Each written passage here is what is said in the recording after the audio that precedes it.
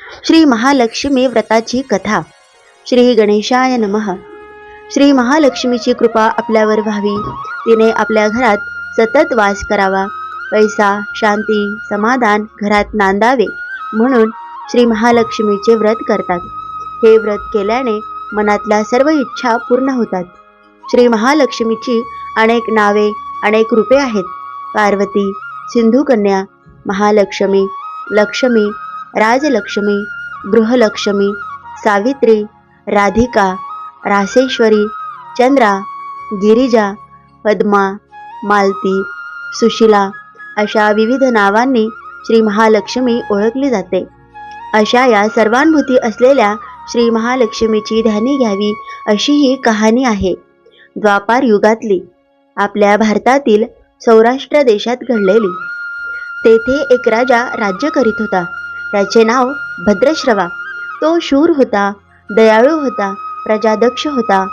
4 वेद, 6 शास्त्रे, 18 पुराणे यांचे ज्ञान त्याला होते. अशा त्या राजाच्या राणीचे नाव होते सुरतचंद्रिका.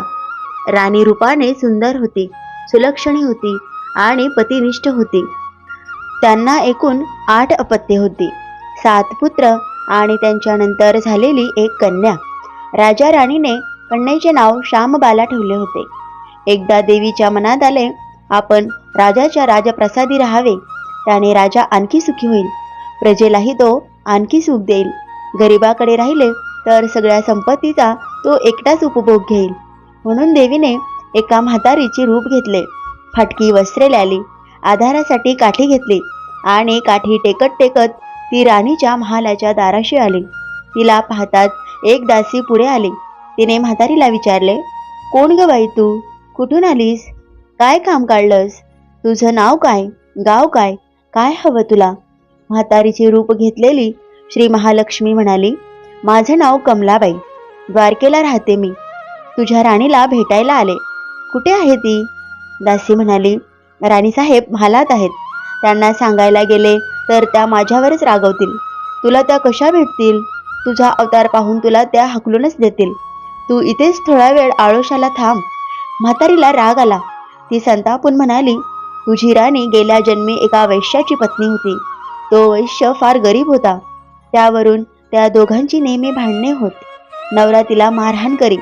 ह्या त्रासाला कंटाळून एक दिवस ती घर सोडून गेली आणि जंगलात उपाशी तापाशी भटकू लागली.